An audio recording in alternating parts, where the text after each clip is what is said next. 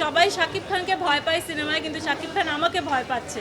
শাকিব খানকে মারছে, সে শাকিব খানকে আঙুলের ইশারায় উঠবস করাচ্ছে। খুব ভালো লাগছে, খুব ভালো লাগার মতো একটা বিষয়।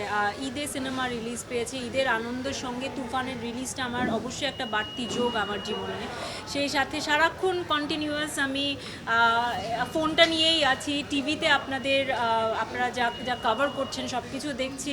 তো সময় তো খুব ব্যস্ত রাখছেন আপনারা আমাদের, তো ভালো লাগছে। আমি নিজেও 90 দশকটা দেখেছি, আমি ওই সময়ই বড় হয়েছি। তো বরং আমার জন্য অনেকটা নস্টালজিয়া ছিল এবং আমার জন্য অনেক ইজি ছিল। আমার মনে আছে যে যখন আমরা শ্যুট করছিলাম তখন আমরা এরকম ডায়লগ যখন দিচ্ছিলাম, আমার কথার মধ্যে মাঝে মাঝে কিছু শব্দ চলে আসছিল, যেমন কিউট। তো তখন রাফি আমাকে বলছিল, এই কিউট কি 90s-এ কি ব্যবহার হতো, এই শব্দটা বাংলাদেশে এভাবে ব্যবহার করতো এত সহজে কেউ? তা আমি বলতাম হ্যাঁ করতো, কারণ আমি নিজে 90s-এর মানে আমার ছেলেবেলাটা সেই সময়ের ছিল। নগদের কাছে সব গ্রাহকই প্রিয়, তাই তো সারা দেশে ক্যাশ আউট চার্জ সবচেয়ে কম। অফকোর্স, বরং অনেক নস্টালজিয়া কাজ করেছে। ওই গেট আপটা নিতে ভালো লেগেছে। আমার লুক টেস্ট যখন হচ্ছিল তখন আমাকে সেরকমই সকলের আমাদের এদেশের যারা মৌসুমী আপা কিংবা শাবনুর আপা, ইভেন ভারতের মাধুরী দীক্ষিত, ওনাদের যেই স্টাইলটা ছিল কাপড়ের এবং চুলের, সেটা আমাকে দেখানো হয়েছিল। তো খুব ভালো লেগেছে পুরো। এখনকার চঞ্চল ভাই কেমন যেন অনেক রিল্যাক্সড। তখনও ছিলেন ভালো অভিনেতা, তো বরাবরই তখনও উনি ভালো অভিনেতা, মানে শক্তিশালী, এখনও শক্তিশালী। ওনাদের মধ্যে ওনাদের রক্তে অভিনয় মিশে আছে, সেটা নিয়ে কোনো কথা বলছি না। কিন্তু অ্যাজ এ পার্সন আমার কাছে মনে হয় যে চঞ্চল ভাই এখন অনেক রিল্যাক্সড, অনেক ফান লাভিং, এবং আমার কাছে মনে হয় উনি ওনার ক্যারিয়ারে এখন এমন এই সকল জিনিস হবার কারণ হচ্ছে উনি ওনার ক্যারিয়ারে এমন একটা জায়গায় পৌঁছে গেছেন যে উনি খুব স্যাটিসফাইড ওনার জায়গা নিয়ে। তো ওনার মধ্যে আমি কখনো কোনো কিছু নিয়ে কোনো সংশয়, ইগো, টেনশন এগুলো আমি দেখি না। আয়নাবাজির সময় কিছুটা ওনার মধ্যে আমি টেনশন লক্ষ্য করতাম, কিন্তু এখন আমি ওনার মধ্যে সেটা পাই না।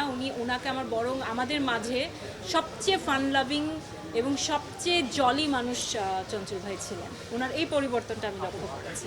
শাকিব খানের সঙ্গে আপনারা যখন সিনেমা দেখবেন আপনারা দেখতে পাবেন, কারণ কাজ করতে গিয়ে আমিও ফিল করেছি, এবং যখন শ্যুট করছিলেন তখনও সামনে সবাই বলছিল যে কেমিস্ট্রিটা দেখা যাচ্ছে, এই কথাটা আমি অনেক শুনেছি এবং আমি নিজেও ফিল করছিলাম।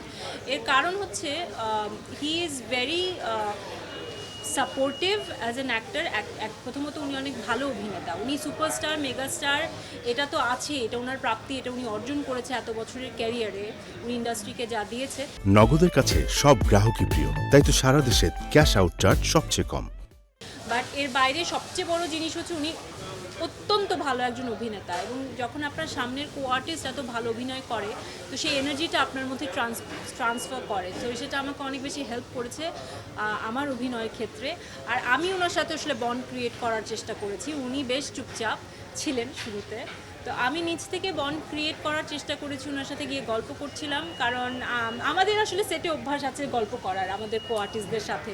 তো ওই কারণে গল্প করছিলাম। আরেকটা নিজ স্বার্থেই করেছি যে উনি আসলে আমি বিশ্বাস করি যে উনাকে যার সঙ্গে দাঁড় করিয়ে দিবেন, একটা গাছের সঙ্গেও যদি আপনি দাঁড় করিয়ে দেন উনি তার সাথেও ওনার অভিনয়টা করে চলে আসবেন। কিন্তু আমার জন্য খুব জরুরি হচ্ছে সেই বন্ডটা ক্রিয়েট করা আমার কো আর্টিস্টের সাথে, যাতে আমি ইজি ফিল করি আমার পারফরমেন্সের ক্ষেত্রে। তো আমি নিজ থেকে গিয়ে কথা বলতাম। তো যখন আমি কথা বলা শুরু করেছি উনি তখন গল্প করা শুরু করেছে, এবং বিশ্বাস করেন উনি খুব অনেক বড় একজন স্টার। উনাকে সহজে পাওয়া যায় না, আমরা ওনাকে দেখতে পাই না, উনি ধরাছোঁয়ার বাইরে, কিন্তু উনি কিন্তু যখন কথা বলেন, গল্প করেন, উনি আমাদের মতোই একজন, আমার কাছে মনে হয় যে সাধারণ মানুষ। ওনার সাথে আমি বসে কিন্তু গল্প করতে পারি, এটা খুব ভালো একটা বিষয়। রাফি আমাকে এটাই বলেছিল যে তোমাকে এমনভাবেই দেখাবো যেটা কেউ কখনো দেখায়নি, এবং সবাই শাকিব খানকে ভয় পায় সিনেমায়, কিন্তু শাকিব খান আমাকে ভয় পাচ্ছে।